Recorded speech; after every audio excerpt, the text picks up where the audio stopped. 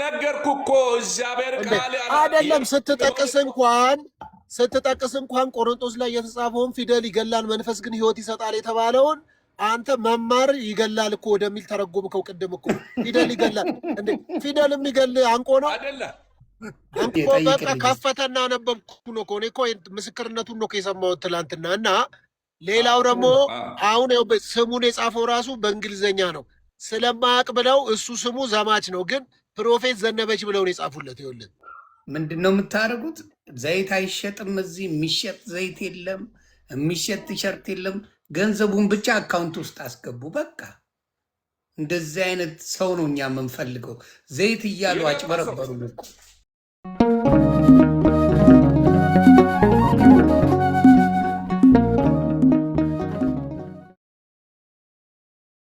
ትላለህ ከ10 ሺህ በላይ ልጨምር እያየው ጨምራለሁ።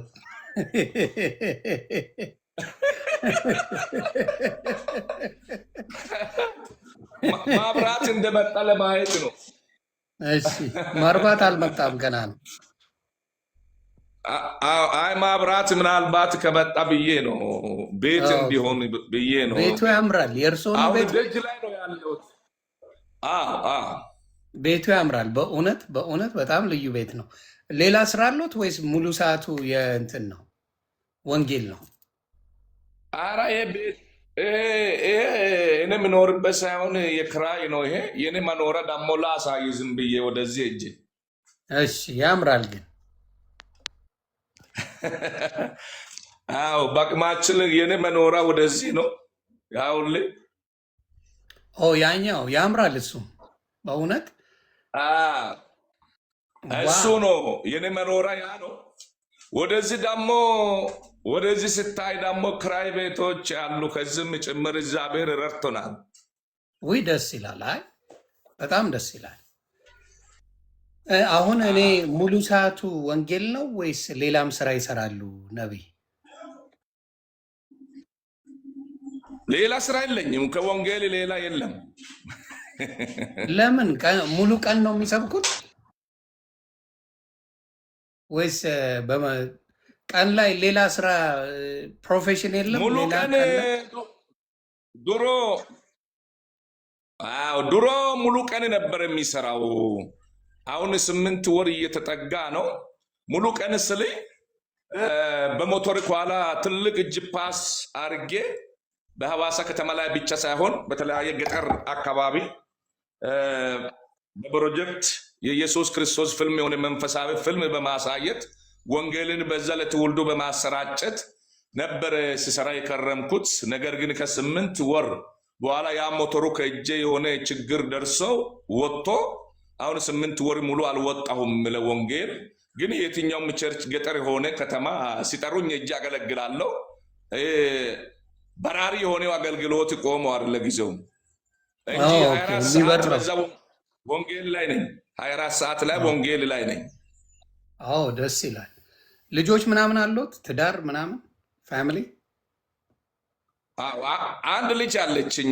የ6 ዓመት ተኩል ሆኗታል። አሁን 13 ዓመት በኋላ ነው ልጅ የመጣ ወደኛ። ከስንት ዓመት? አሜን አሜን። ከ13 ዓመት በኋላ ከ13 ዓመት በኋላ ትዳር መስርተን 13 ዓመት ሙሉ ልጅ አልነበረን። ከ13 ዓመት በኋላ ደግሞ እግዚአብሔር ልጅ ሰጠን። ውይ ደስ ይላል። ተባረክልዎት። ልጅ እንኳን ደስ ይላል። አሜን አሜን አሜን። እዚህ ውስጥ ላሉት ጸልዬ እንግዲህ መልካም እንዲሆንላቸው ጸልዬ ልውጣ። አንድ ጥሪ ያድርጌ በዚህ አጋጣሚ ጌታን ላላወቀ ሰው ጥሪ አደርገዋለሁ። ምክንያቱም እዚህ ውስጥ ያላችሁ አባተ ብሩካን የተወደዳችሁ እግዚአብሔር ዕድል ሰጥቷችሁ የምስራች ድምፅ የምትሰሙ ሁሉ በዚህ ሰዓት ይህንን ድምፅ እየሰማችሁ ነው ያላችሁ። ጊዜ የለም፣ ሰዓት የለም፣ ወደ ንስሐ ሩጡ ሲባል እንዲሁ አይደለም። ስለዚህ ኢየሱስ ክርስቶስ ይመጣል። ራስ ያላዘጋጀ ወደ ኢየሱስ ና። ሰላም ኢየሱስ ስለሆነ፣ እረፍት ኢየሱስ ስለሆነ እናንተ ሸክም የከበዳችሁ ወደ እኔ ኑ እኔም ያሳርፋችኋለሁ። እውነተኛ እረፍት ኢየሱስ ይሰጣል። እውነተኛ ሰላም ኢየሱስ ይሰጣል። እኔ እዚህ ጋር የቆምኩት ድሮ ምንም ዝም ብዬ ሜዳ ላይ ሰውን በማስቸገር ፈረንጅን በማስቸገር የሚመላለስ ሰው ነኝ። እግዚአብሔር ሰላምን ሰጥቶ ረፍትን ሰጥቶ በተረጋጋ አይነት ሁኔታ ኑሮ እንዲኖር እድል የሰጠኝ ጌታ አመሰግነዋለሁ። እናንተንም እንደዚህ አይነት እድል ይሰጣችኋል በጨለማ ውስጥ ላላችሁ። ስለዚህ ኑ ወደ ኢየሱስ። መጀመሪያ የሰማዩን ጽድቁን መንገዱን እሹ፣ ሌላ ይጨምርላችኋል ተብሏልና የእግዚአብሔር ቃል ለእኔና ለእናንተ ነው ስለ በረከት የሚናገረን። ሰዎች ለሀብት ብሎ ለበረከት ብሎ ሃይማኖቶቻቸው ይቀይራሉ፣ ነፍስን ያጠፋሉ። ነገር ግን ዘዳግም 28 ከቁጥር 1 ላይ ለቃሉ ከታዘዝክ ለቃሉ የምትኖር ከሆነ በምድር ላይ ካሉ አሕዛብ በላይ አንተን ከፍ አደርጋለሁ ይላል። ዛሬ ሰዎች በመጨነቅ ላይ ናቸው፣ ግራ በመጋባት ውስጥ ናቸው። ግን የእግዚአብሔር ቃል ለሰው ልጅ ምንድነው የሚለው መሰለ ወንድሜ ኢቴ? እግዚአብሔር በእግዚአብሔር የሚታመን መታመኛ እግዚአብሔር የሆነለት ሰው ብሩክ ነው ይላል። በውኃ ዳር እንደተተከለች ዛፍ ነው ሕይወቱ፣ እንደለመለመ ነው ሁሌ ይላል። ስለዚህ የእናንተ ሕይወት እንዲለመልም ትፈልጋላችሁ? በአቋራጩ እየሄዳችሁ ለመክበር ጥረት የምታደርጉ ሰዎች ካላችሁ እጆቻችሁ ሰብስባችሁ ንስሐ ግቡ። ጊዜ የለም። ወንጌል ስበኩ፣ ጸልዩ። ጊዜ የለም። አሁን ደግሞ ለታመሙት ጸልያለሁ። እዚህ ውስጥ የሆነ ሰው ማንኛውም ሰው እዚህ ውስጥ ያሉት ሰዎች 1300 ሰው ነው ያለው።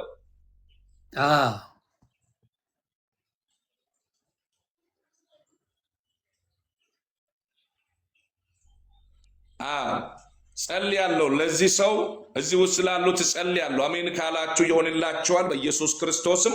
ውሃ በእምነት በእጆቻችሁ ላይ ያዙና ልጸልይ። ታሪካችሁ እግዚአብሔር እንዲቀይር ካላችሁበት ሁኔታ እግዚአብሔር እልፍ እንዲያደርጋችሁ። እግዚአብሔር በአንድም በሌላ ይናገራል፣ ሰው ግን አስተውልም ይላል። ስለዚህ ዛሬ አስተውለ ውሃ በእጅ ላይ ያዝ። የምትታመም ሰው ያዝ እስቲ። በጌታ በኢየሱስ ክርስቶስ መልካም ይሆንላል። ከዚህ ሰዓት ጀምሮ ያጨናነቀ ነገር ይለቃል። ተስፋ የቆረጥከ ሰው ካለ ተስፋ እንደገና ይታደሳል። በእግዚአብሔር እርዳታ ትጎበኛለህ፣ በምሕረቱ ትጎበኛለህ። የወደቅከ ሰው ትነሳለህ። ሰው ስም ሊሰጥ ይችላል፣ ሰዎች ስም ሊሰጣችሁ ይችላል። እግዚአብሔር ግን ስም አይሰጣችሁም፣ በምሕረቱ ይጎበኛችኋል። ስለዚህ በዚህ ሰዓት እቺ ሰዓት የእናንተ ሰዓት ናት። ውሃ አዘጋጅ እስቲ። ለህመም ውሃ ያዝ፣ በእጅ ላይ ያዝ። አዎ ይይዣለሁ የምትል በእምነት ይይዣለሁ የምትል እስቲ አንድ ቁጥር ጻፍ እስቲ አንድ ቁጥር። አዎ ይይዣለሁ፣ ለህመም ይይዣለሁ፣ በር እንዲከፈት ይይዣለሁ፣ ነገር እንዲስተካከል ይይዣለሁ፣ እግዚአብሔር በባሮቹ እንደሚሰራ አምናለሁ የምትሉ አንድ ቁጥር ንኩ እስቲ። አላችሁ? አንድ ቁጥር ንኩ። እምነት ያላችሁ ሰዎች በዚህ ሰዓት እኔ ቃል ሊያወጣ እግዚአብሔር በእናንተ ላይ ስራ እንዲሰራ ታሪክ እንዲቀየር ካላችሁበት እልፍ እንዲያደርጋችሁ በጌታ በኢየሱስ ክርስቶስ ጸልያለሁ። በዚህ ሰዓት በእግዚአብሔር ፊት ጸልያለሁ። ስለዚህ በዚህ ሰዓት በእምነት ያዛችሁ በዚህ ውስጥ ሰዎች ካላችሁ አንድ ቁጥር ነክታችሁ አው እኔ ይይዣለሁ፣ ዋይሼ ነው ያለሁት፣ በዚህ ሰዓት ታሪክ እንዲቀየር ፈልጋለሁ የምትል አንድ ቁጥር ንካ እስቲ። ንካ፣ ነክተ ያሳይ። ታሪክ ይቀይራል እግዚአብሔር፣ ኑሮህን ይቀይራል እግዚአብሔር።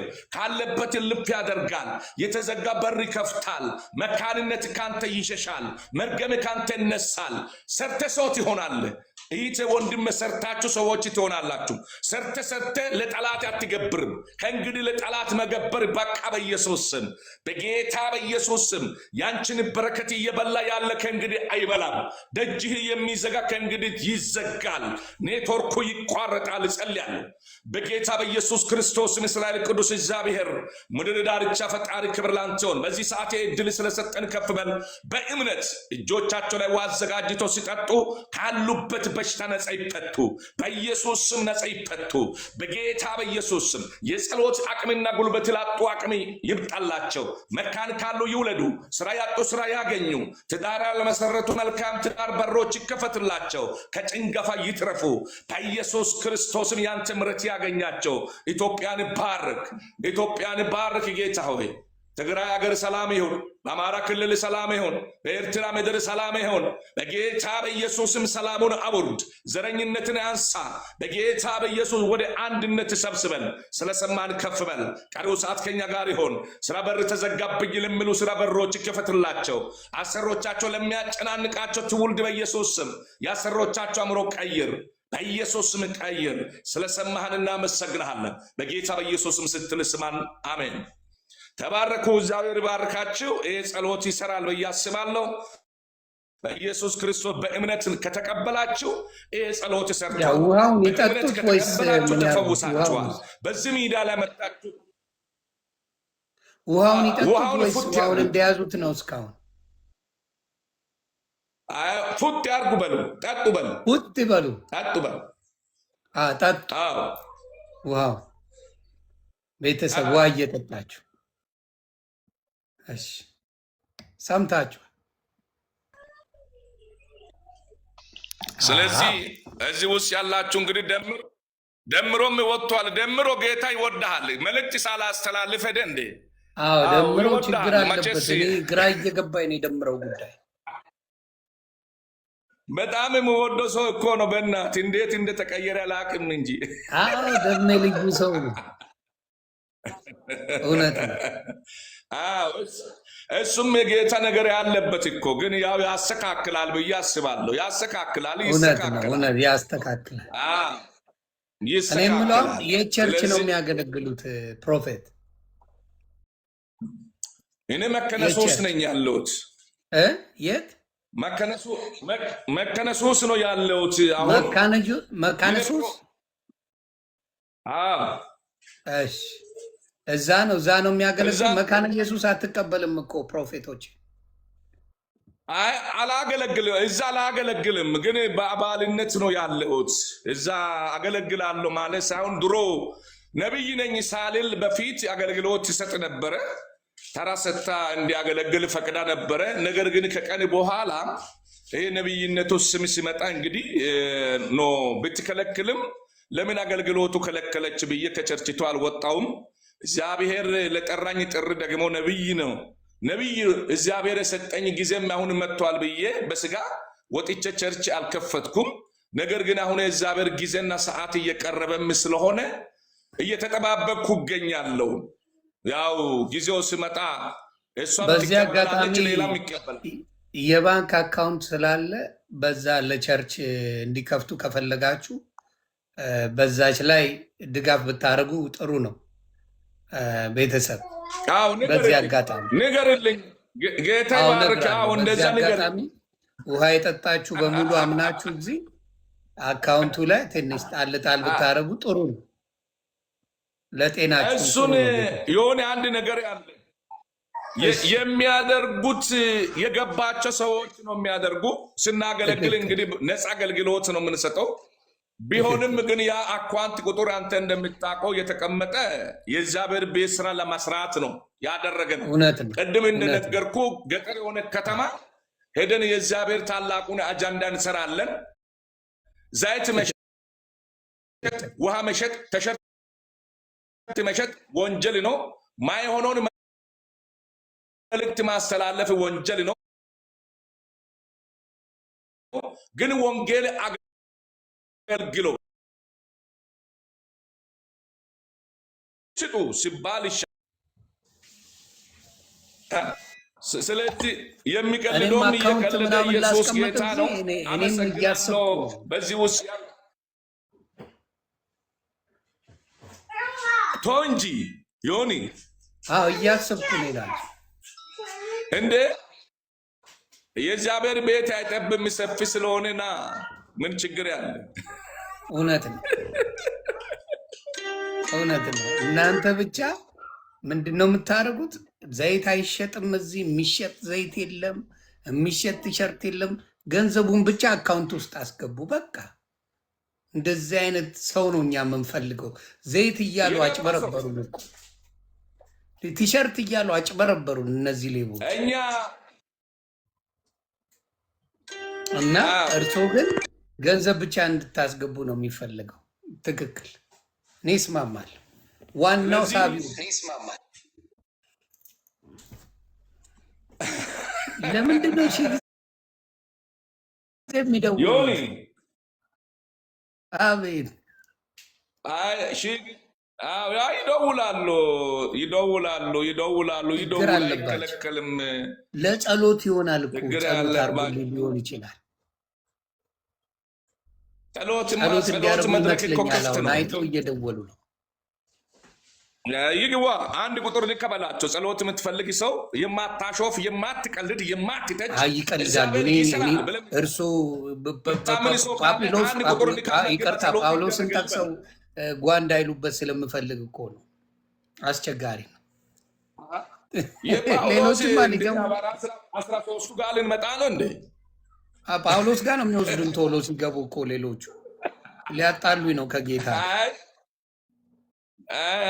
እሱን ካለ ወደ ልክ ጳውሎስ ይመቻል። ግን ተናግሬ ያለፍኩት ነገር እውነተኛ ነው። ምን ያህል ሰዎች እንደተቀበሉት ባላቅም እንግዲህ እውነተኛ ነገር ነው የተናገርኩት።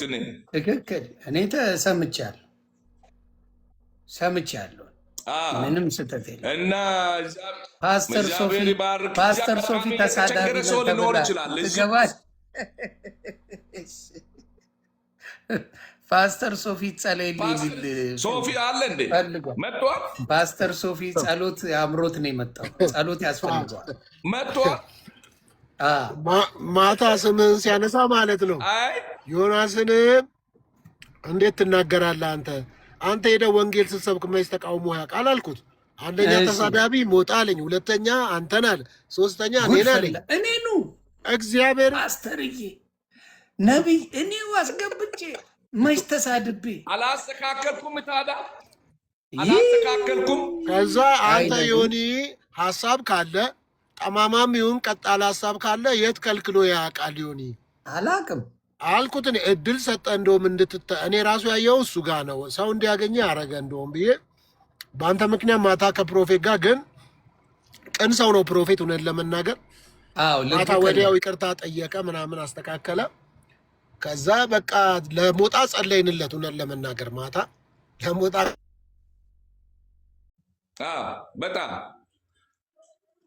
በጣም ነው ጸለይ ነው ሞጣ ለሞጣ ሆነ አስባለሁ። ያው ከፕሮፌት የተነሳ ግን እቺን የወለ ፕሮፌት ባይዘው ነግሮሃል። ማንበብም መጻፍም አይችልም ነበረ እና እስር ቤት ድንገት ገብቶ እንዴ ነገረው ይሄን ታሪክ እንጂ አንተ እንዴት ይሄን አትነገርም? ማንበብ መጻፍ አይችልም ነበር። ማንበብም መጻፍም አይችልም ነበረ። ድንገት ነው ይሄው። አሁን ስማ ይሄን ታሪክ ሳሰማ እኮ ነው ቀላል ሰው እያወራህ ነው የመሰለህ። እውነት ነው ሶፊሻ አልሰማሁም። እሱ ጋር እንግዲህ ትላንትና የተናገርኩት ያስተካክያለሁ ተራ ሰጥቼ ነበረ እና እንግዲህ ሶፍም ብዙ የጌታ ነገር ያለው ሰው ነው ብዬ አንደኛ ቁልፍ ሞጣ ነው ብዬ አስቀምጫለሁ። ከዛ ይቅርታ ጠይቄ አስተካክያለሁ እና አሁንም እዚህ ገብቼ እኮ በሶፎናስ ሚዲያ ላይ ነበርኩ። ሶፎናስ ላንተ ተከራከረልህ፣ እኔ ደግሞ ተራ ሰጥቼ ነበረን ብዬ ነግሬያለሁ፣ አልደበኩም። አሁን ግን የኔ መነሻ ሐዋሳ ላይ ነው ያለሁት። እንግዲህ የኔ ታሪክ ለማታውቁ በዚህ በሶፎናስ ሚዲያ ውስጥ ሶስት ሰዎች ናቸው፣ ሁለት ሰዎች መስክሮለታል። ያው አሁን እዚያ ሐዋሳ ላይ የሚሰራውን ስራ እንቅስቃሴ መጥፎ ቢሆን መጥፎ ይሉ ነበረ። ነገር ግን በፊት የሚያደርጋቸው ድርጊቶች መጥፎ ስለሆነ አሁን እግዚአብሔር ስለቀየረው በእውነት ደስ ይለናል እያለ ሃይማኖቶቻችን ኦርቶዶክስ ነው እያሉ እንትንንም እንዳትረሳው ፕሮፌት ንገረው። ዶላር ዘርፈ ዶላሩን በኩርንችት የቤት ግድግዳ ላይ እንደመጣ 1 ሻንጣ ዶላር ንገረው።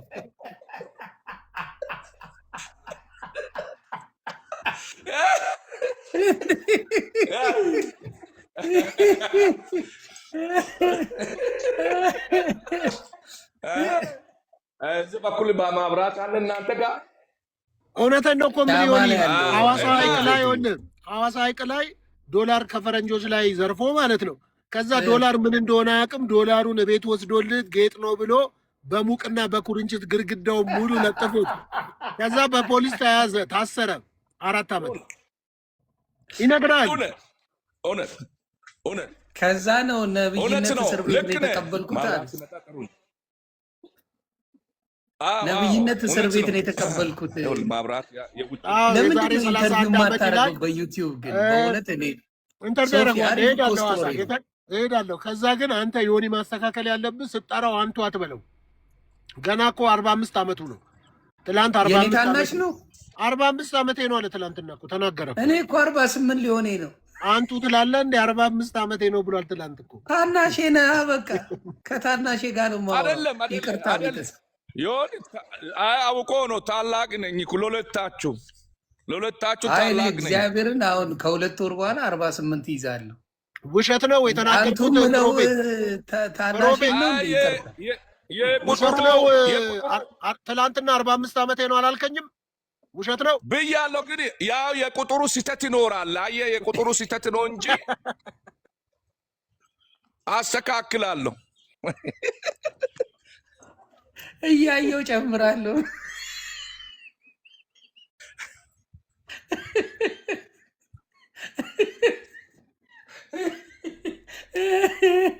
ይጨምራል ትንሽ። እኔ ስታይት ልጅ መሰልኩኝ በ48 ዓመቴ።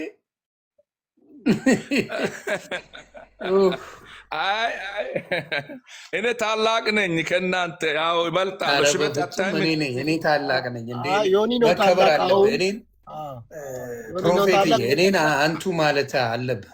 በእውነት አንቱ። እውነቴን ነው ዮኒ፣ ጠይቀው። ሌላ ደግሞ አዋሳ ላይ አሳ ያሰግር ነበረ። ከዛ ከአሳ ከሚያጠምዱት ማህበር ጋር ተጣልቶ በሱ ጀልባ 9 ጀልባዎችን ጠቅልሎ ይዞ ማለት ነው 9ኙን ባዶ ጀልባዎቹን ይዞ ሄዶ ሐይቁ ውስጥ አስምጦ የ9ኙንም ሰዎች ጀልባቸውን ከተተው ሐይቁ ውስጥ።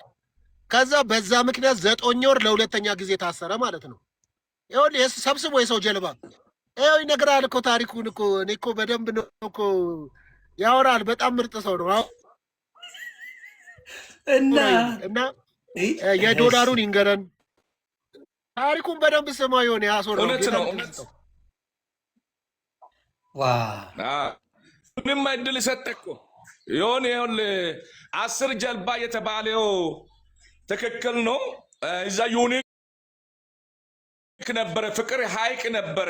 ፍቅር ሐይቅ መዝናኛ። አሁንም መዋሸት አይቻልም። ትላንትናም ሰዎቹ ተናግረው መስክሮ አልፏልና 10 ጀልባ ባህር ላይ ማጥፋት ልክ ነው። እየጎተትኩ እየሄጄ ድንጋይ ጨምሬ ነው የሚሄደው። ከዛ ያኛውን ቀብሬ እመጣለሁ። እንደዛ ያደረግኩ 9 ጀልባውን አመላልሼ ባህር ላይ አሰመጥኩ። ከዛ ደግሞ 8 ወር ነው ታስሬ የተፈታሁት በእነሱ ኬስ እዛው እስር ቤት። እሱ ብቻ አይደለም፣ አሞራ ገደል አካባቢ አሳ በማጥመድ ነው እኔ እዛ የሚታወቀው። ከዛ አልፎ ያ የዶላሩ ጉዳይ ነው መነሻ የሆነኝ ለኔ። ያቺ ዶላር 1 ሻንጣ ወስጄ ግድግዳ ላይ መለጠፉ ትክክል ነው። መጥቶ በደርግ ጊዜ ነቃቅለው ወስዶታል።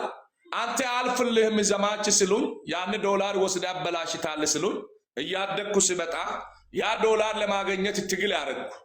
ከዛ አገኛለሁ፣ ዘርፋለሁ፣ ፈረንጆቹን መንግስትንም ማስቸግረ መጨረሻ ላይ እንግዲህ 4ኛ ዙር ላይ ነው እዛ ጌታ ዛሬ 31 ዓመት እኔን የለወጠኝ።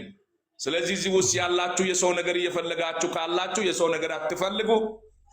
የእናንተን በላባችሁ በወዛችሁ የምትሰሩትን እግዚአብሔር ይባርክላችኋል። ስለዚህ ነው የሰው ነገር እየፈለግኩ ምንም አላገኘውም።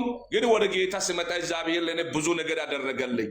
ስለዚህ ዛሬ እዚህ ውስጥ ያላችሁ በአመፅ ውስጥ ያላችሁ ተመለሱ። በተለያየ ሱስ ውስጥ ተጠምዳችሁ ያላችሁ ጌታን አገኙ። ግዛችሁ ሰዓታችሁ በከንቱ አታሳልፉ። ተባረኩልኝ እላለሁ። ሶፎናስ ጌታ የሚወድ በዝማሬ ሁሌ ነው የሚባረክ ሆነ። አሁንም የድሮ ስራ ይቀጥልበት ይላል። ፕሮፌት ደርግ ሲወጣ ስንት ዓመት ነበር? ደርግ ሲወጣ ተባሮ ሲሄድ ነው።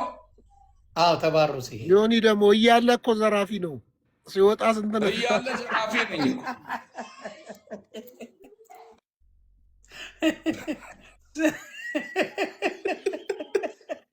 ስንት ዓመት ነበረ ደርግ ከሀገር ሲወጣ? እሱ ሳብ ሰርቼ እነግርሃለሁ አይቀርም። ኦኬ ሳብ ተሰራ ጊዜ ደርግ ጊዜ ያው ዘራፊ ነኝ፣ ማንም ያውቃል። በደርግ ጊዜ ዘረፋ ላይ በዘረፋ ሂሳብ ነው። ግን ዘረፋ ነው እንግዲህ መኪና ባለስላሴስ? አዎ ምን ያልከኝ?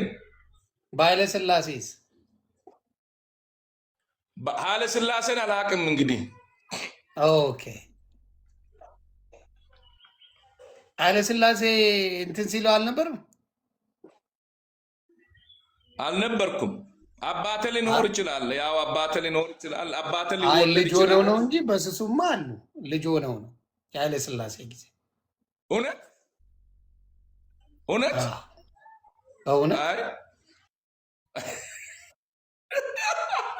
እንትኑንም ይመስክርልህ እንጂ ሆኔ እንዴት መጽሐፍ ማንበብ እንደቻለ አይማር። አንደኛ ክፍልም አልገባም ትምህርት ቤት፣ ምንም አልገባም ትምህርት ቤት። በምንድን ነው መጽሐፍ ማንበብ የቻልከው ፕሮፌት?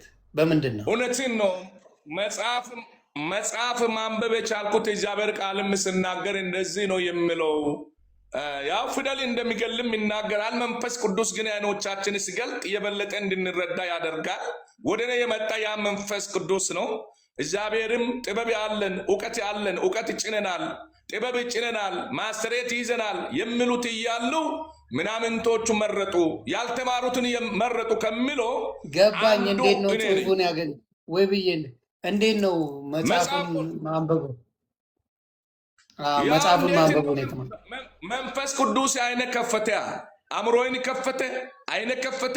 ድሮ በመጠጥ የተበላሸውን፣ በጫት በሲጃራ በካትካላ የተበላሸውን፣ በዘረኝነት የተበላሸውን አእምሮዬን ህሊና መንፈስ ቅዱስ ተቆጣጠረና ያ ቆሻሻ ተወግዶ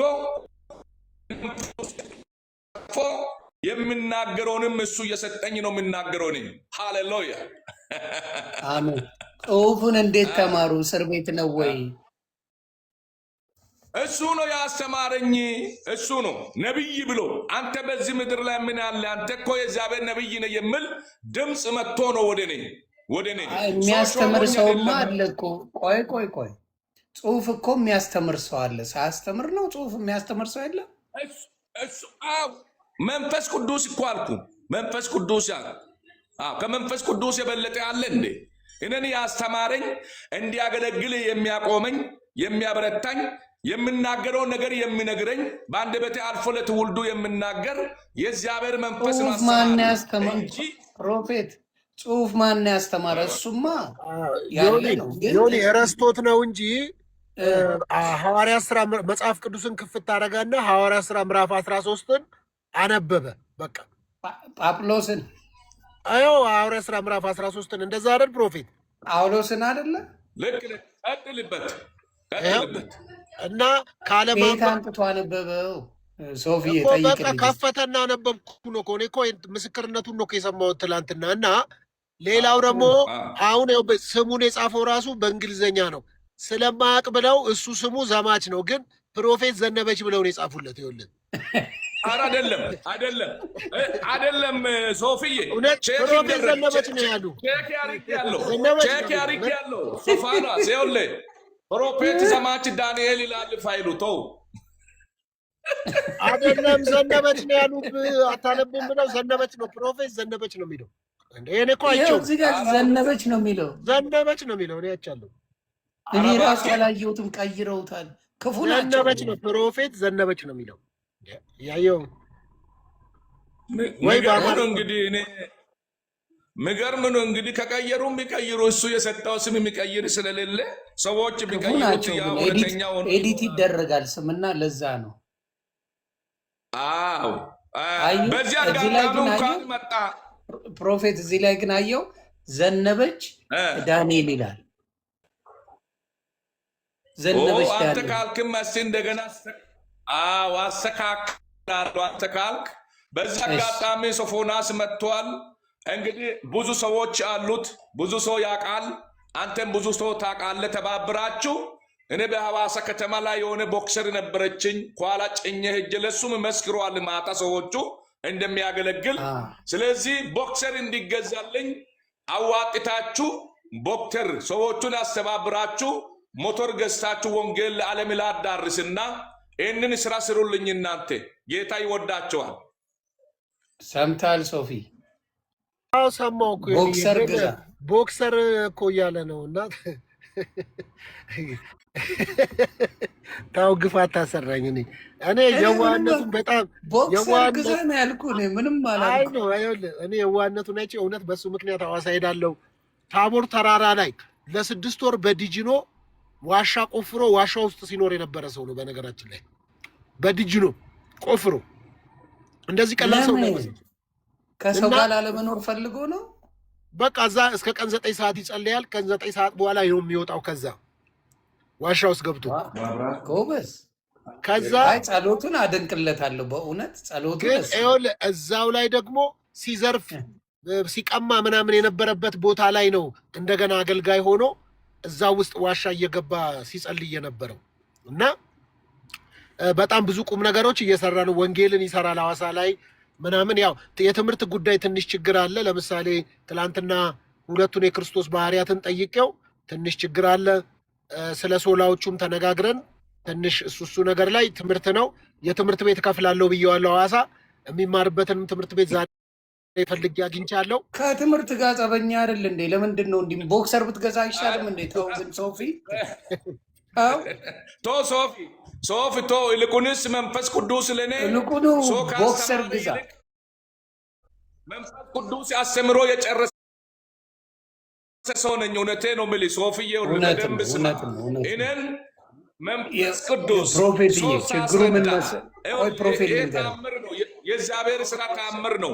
እውነት ነው ፕሮፌትዬ፣ ስማኝ። ለትምህርቱ መንፈስ ቅዱስ እስከ ማስተሬት የምትሉት ትምህርት ጥግ ድረስ ከዛ የበለጠ እውቀት ጥበብ መንፈስ ቅዱስ በአእምሮ ውስጥ አስቀምጦ ለትውልዱ መልካም የሆነውን ነገር ያስተላልፋልና እኔን መንፈስ ቅዱስ ያስተማረኝ ሰው ስለሆነ ለትምህርቱ ችግር የለውም። ግን አንተ ብቻ ያቺ ቦክሰሯን ሀደራ ሰዎቹን ያስተባብረ። ማን ነው ፕሮፌት ቦክሰር ብሎ የነገረ? ማን ነው? ማን ነው ቦክሰር? ምንድን ነው ቦክሰር? ቦክሰር እኮ ሞተር ነው። ሞተር አያውቅም እኮ ሶፊ። ቦክሰር ስለ መጽሐፍ ቅዱስ ያውቃል፣ ስለ ቦክሰር አያውቅም። አይገርም? እኔ ፕሮፌት ቦክሰር እንግዲህ የመሰለኝ ቡታንታ መስሎኝ ነው። ቦክሰር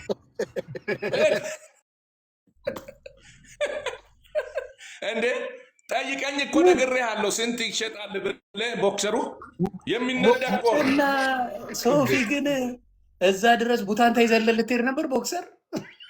አረ ሞተር ነው የመሰለኝ እኔ ቦክሰር። እግዚአብሔርን አላወኩም እኔ እንደሱ መሆኑ። አረ ይሁን እንደዛ አይደለ። እግዚአብሔርን እንደዛ አይደለ። ሶፊዬ ትላንት ማታ ምን ተባባልን እንዴ? ሞተሩማ 300,000 ብለኛል። እኔ የሚችለውን ነገር አግዛለሁ ብያለሁ። አንተ በትምህርት ላግዝ ስል ከትምህርት ጋር እኮ ተቀያይመዋል። በመንፈስ ቅዱስ ነው የምማረው አለ እና እንዴት እንደምናደርግ እኮ ከማስተርስ በላይ እውቀት አለ። እውቀት እኮ ነገርኩ እኮ እግዚአብሔር ቃል አይደለም። ስትጠቅስ እንኳን ቆሮንቶስ ላይ የተጻፈውን ፊደል ይገላል መንፈስ ግን ሕይወት ይሰጣል የተባለውን አንተ መማር ይገላል እኮ ወደሚል ተረጎምከው። ቅድም እኮ ፊደል ይገላል እንዴ? ፊደል የሚገል አንቆ ነው አይደለ? አንቆ ነው እንዴ? በደንብ ስማ። የእግዚአብሔር ቃል በደንብ ስማ የሚለው ጥበብ አለን የሚሉትን ሊያዋርዳቸው ሊያስንቃቸው ማስተሬት የያዙትን እውቀት ያለን የሚሉትን እኔ ቄስ ነኝ፣ እኔ ሐዋርያ ነኝ፣ እኔ ከሌ ነኝ የትምህርት ጥግ የሚናገሩትን ሊያዋርዳቸው ምኖቹን መረጠ? ያልተማረውን ደካማ የሆነውን ነገር መጽሐፍ ማንበብ የማይችለውን መረጠ ይላል። ለራሱ የሚመቸውን መርጦታል። አይተዋል አይደል ሶፊ? የሰማይ አምላክ እግዚአብሔር እንጂ ሰው አይደለም። በምድር ያንን የመረጠው አትማሩ አይደለም። ኢየሱስ ክርስቶስ ደቀ መዛሙርቶችን እንኳን 3 ዓመት ከ6 ወር ዲሳይፕል አድርጎ 3 ዓመት ከ6 ወር አስተምሮ ከዛ በኋላ ነው ወደ አገልግሎት የተሰማሩት እኮ።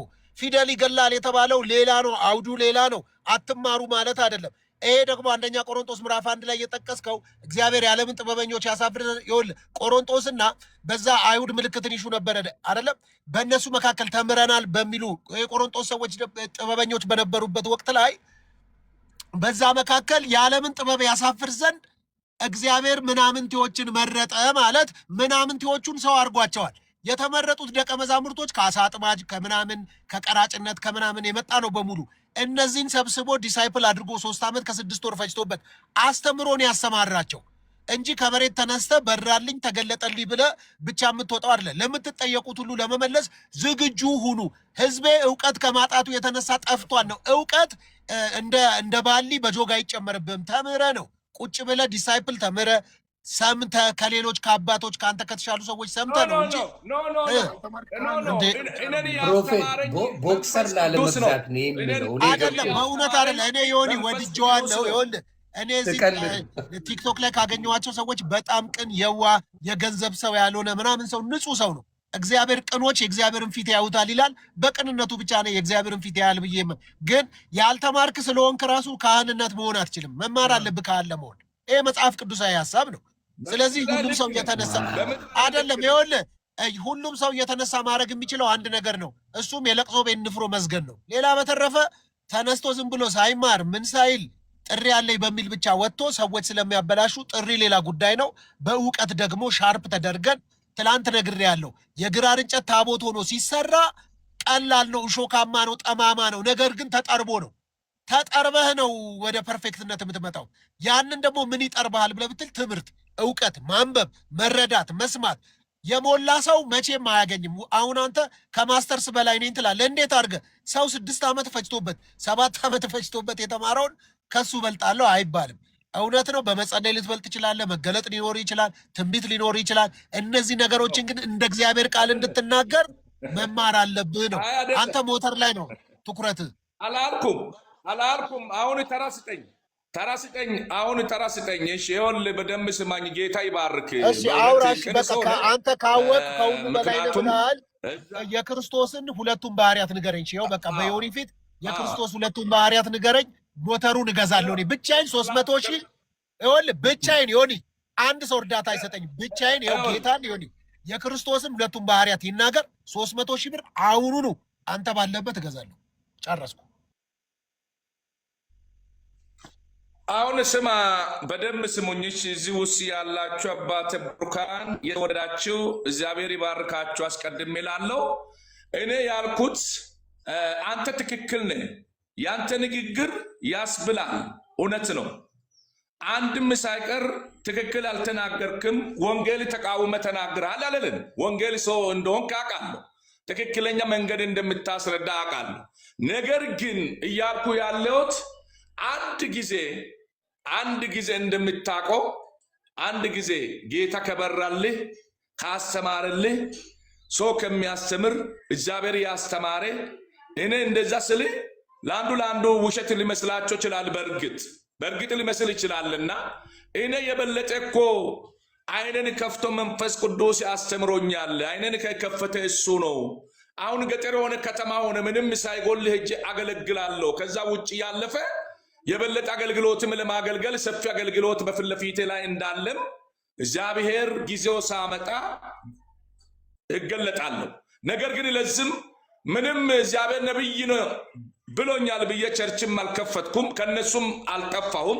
ኦጋኔ እዚህ ነው መከነሱስ እዚህ ማሰለ ነው አለው። አንታውን ይሁን ፕሮፌት አንታውን መካነ ኢየሱስ ማለት ተጨርሳለህ። እኔ ሁላጅ ልዘጋ ነው። መካነ ኢየሱስ ነው አይደለ? እሺ በቅርብ ጊዜ የራስ ቸርች የመክፈት ፕላን አለ የለህም?